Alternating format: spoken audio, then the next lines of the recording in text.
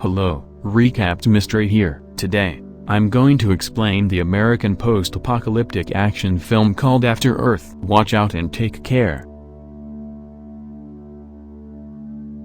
The film's premise is set in the far future. When the planet has become inhospitable, humans must locate another planet to colonize. That is the year that the United Ranger Corps is established. The United Ranger Corps is a global military campaign to evacuate the planet. The Rangers guide the establishment of humanity's new home, Nova Prime. The exodus comes to an end when humanity settles on Nova Prime, a new clean planet. The only issue is that the planet already has life on it. To get rid of the human settlers, the indigenous of Nova Prime unleash hideous beasts known as Urses. Although Urses are officially blind, they can detect humans by sensing the hormones released by the human brain when they are afraid. The creatures can detect fear in humans and attack. Humanity is once again on the verge of annihilation as a result of them. 1,000 years later, the Rangers who assisted mankind in fleeing the planet devise a solution to defeat the Urses. Cypher Reg, the chief commander,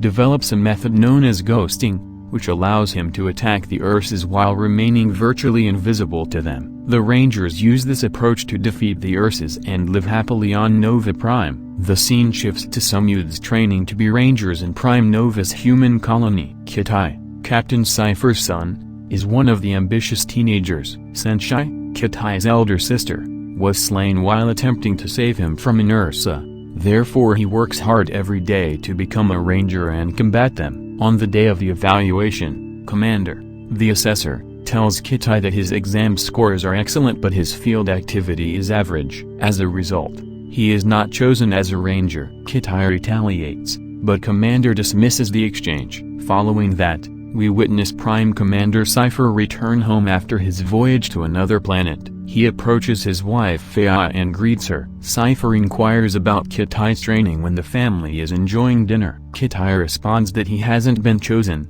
and Cypher merely begs him to try harder. Cypher yells at Kitai to sit back down after he rudely gets up from the table. After dinner, Cypher informs Fea that he would be departing for his final voyage to Aphatos to train some rangers. He intends to retire following the trip. Fea begs him to bring Kitai along so he may learn how to be a ranger. She hints that Kitai blames himself for the death of his elder sister Senshai. The next day, Cypher and Kitai prepare to embark on the journey. Cypher is approached before they leave by a ranger who has lost one of his legs in battle. The ranger thanks Cypher for saving his life and salutes him with his foot. Kitai observes the chaos with interest, enjoying how the other rangers regard his father. The rangers are also transporting a captive Ursa in their spacecraft for training purposes. Everyone aboard the spaceship, which then takes off. Cypher encourages Kitai to buckle in and rest like the others halfway through their journey, but he doesn't sleep due of the uncomfortable seat. So, he walks to a secure room where the Ursa is kept. He is then halted by a ranger, who mocks him for being too obtrusive. A group of rangers enables him to approach the captive Ursa in order to determine whether he is courageous like his father. However, the Ursa detects Kitai's dread and growls.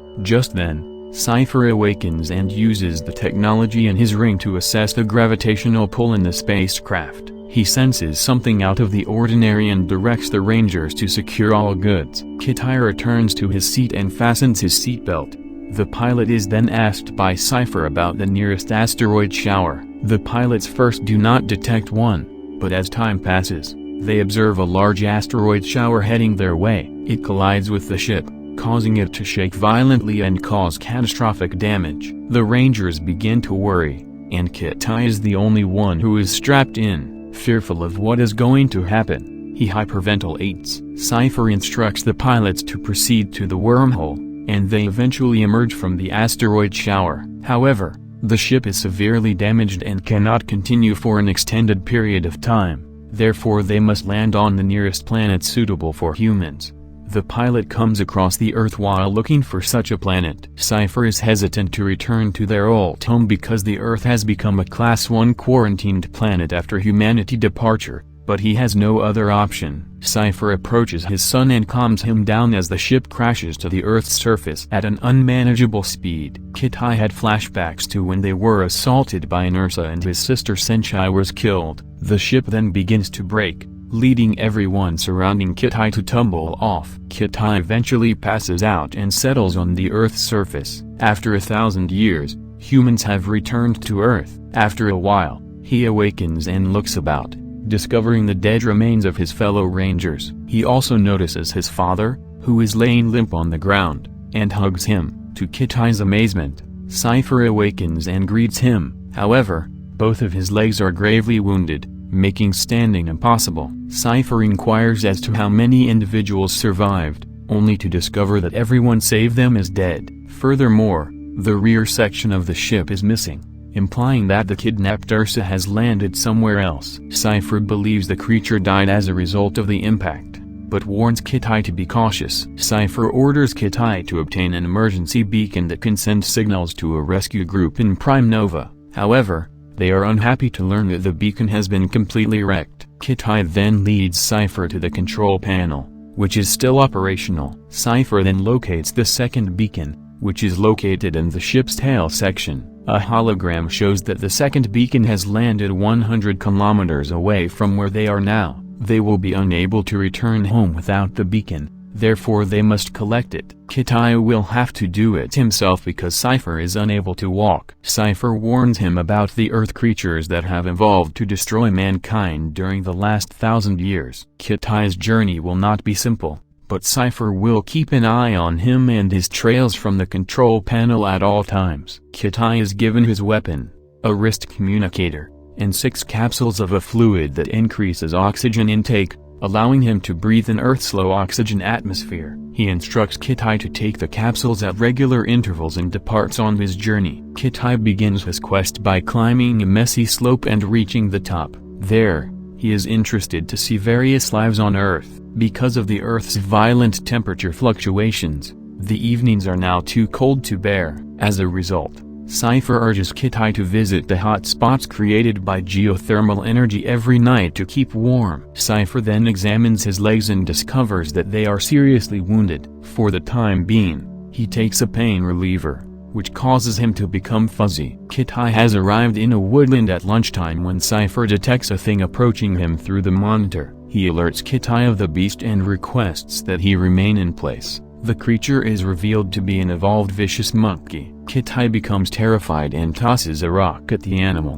bringing a swarm of monkeys that pursue him. As Kitai flees for his life, an anxious Cypher provides him the directions. After he dives into a river, the monkeys abandon him. Kitai eventually comes to a halt and discovers a dangerous leech attached to him. He removes the parasite quickly, but the beast has already left its venom in his body. Kitai's vision begins to fade as his body ceases to move. Cypher instructs him to obtain an antidote from his medical bag. Kitai injects the medication and immediately falls unconscious. After a while, Cypher wakes Kitai up and informs him that the temperature is fast lowering as night approaches. If he doesn't want to freeze to death, he needs to get to a hot place immediately. Kitai awakens, completely cured from the leech's poison, and proceeds. Meanwhile, Cypher performs improvised surgery on his legs to improve their condition. Knowing that he doesn't have much time left, he thinks back on the occasion he wished his daughter a happy birthday before she died. Kitai finally gets at the first hotspot after some time. He examines his gear for the day and notices that 2 liquid capsules that boost his oxygen level have been destroyed. This means he'll have to get to his goal sooner. Knowing that Cypher will summon him if he discovers the shattered vials,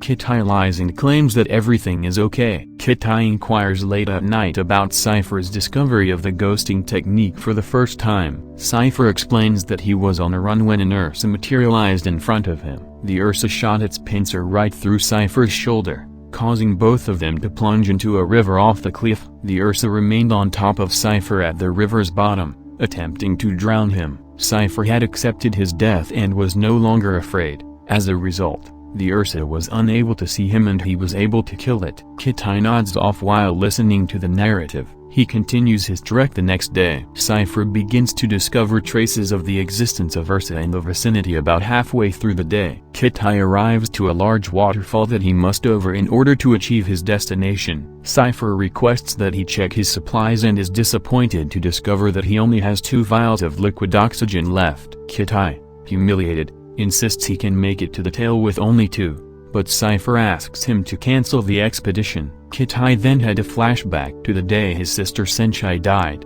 and Ursa had assaulted their home, and Cypher, as usual, was on an assignment somewhere else. Senshai had placed her brother within a glass sphere where the Ursa couldn't smell his fear to spare his life. Kitai witnessed his sister being murdered in front of him that day, and he blames himself to this day. Back in the present, Kitai asserts to Cypher that he is not a coward. Cypher tries to calm him down, but Kitai jumps off the cliff in a fit of wrath. He directs his descent with the help of his suit. A big bird hits him and destroys his communicator just as he believes he's about to reach the bottom. Cypher now has no method to contact Kitai. Kitai wakes up in the bird's nest, surrounded by its offspring. A pack of panthers attacks them all before he can escape. The mother bird battles the one on top of the nest, while Kitai battles a panther inside. All of the bird's chicks are dead by the end of the conflict. Kitai flees the scene as it tries to revive them in frustration. Meanwhile,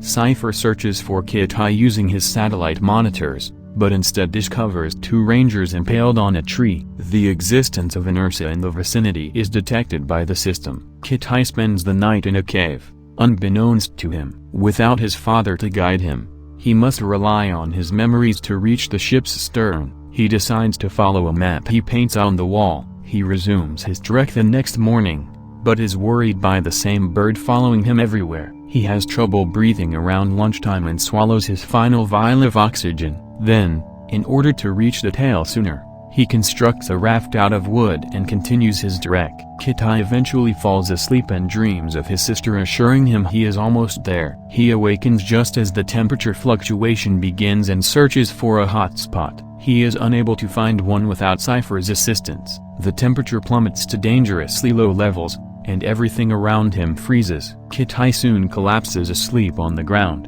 and we observe something dragging him to a warm, comfortable area. Kitai awakens the next morning to find that the bird had saved his life. It had covered him with leaves and twigs, as if he were one of his chicks. Kitai thanks the bird but discovers it has died. With no time to waste, he rushes forward and eventually reaches the ship's tail. He discovers a container of liquid oxygen and hastily consumes it, which temporarily revives him. Then he notices that the Ursa has vanished from its usual location. Kitai retrieves the beacon and contacts Cypher via the tail panel. Cypher, who is barely partially conscious, is overjoyed to find his son alive. Kitai, on the other hand, is unable to hear him due to a technological problem. Kitai then tries to use the beacon, but it fails owing to air interference. Cypher suggests doing it from a different position, but because Kitai cannot hear him, he becomes even more furious. After a time, Kitai notices a nearby volcano and decides to try utilizing the beacon from the top of it. Trouble arises, though, as the missing Ursa tracks Kitai and detects his dread. Cypher notices this on the monitor and is concerned for him. Kitai, on the other hand, realizes the thing is following him and begins to flee. The Ursa attacks Kitai, but he escapes by jumping into a body of water and climbing the mountain. Just then, the temperature begins to drop, causing Kitai to tumble to the ground. Cypher also passes out due to his injuries at the same time. As he recalls his father's words, the Ursa approaches Kitai. He recalls that fear is a figment of his imagination. The creature then goes right past Kitai, oblivious to his presence. He has overcome his fear and is now able to ghost the beast. Kitai effortlessly destroys the beast with his newfound courage. He then uses the beacon to communicate with their rescue squad. Kitai is on a rescue ship in the following scene. He walks forward as everyone looks on in admiration. Cypher is being treated for his injuries on a bed. When he sees his son, he orders the Rangers to stand him up and salutes Kitai in true Ranger form. The film concludes with the father and son hugging and the spacecraft departing for Nova Prime. Please subscribe to assist the channel, turn on notification and leave a like. Thank you for taking the time to watch. See you again soon.